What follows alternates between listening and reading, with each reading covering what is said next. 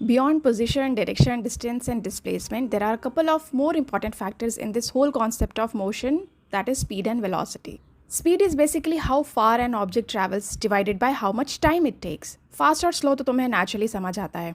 But scientifically, speed is measured as distance divided by time. जैसे miles per hour, meters per second या even inches per year.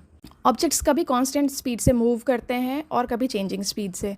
आप किसी specific moment की speed measure कर सकते हो, इंस्टेंटेनियस स्पीड, या पूरे जर्नी की एवरेज स्पीड भी निकाल सकते हो.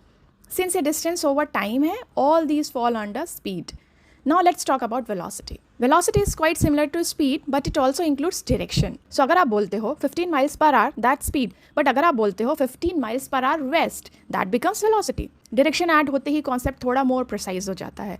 वेलोसिटी स्पेशली यूजफुल होती है जब मूवमेंट सिंपल नहीं होता है, लाइक टर्न्स और changes in the path etcetera. और ये कॉन्सेप्ट्स रियल लाइफ में हर जगह यूज होते हैं because almost everything around you is moving.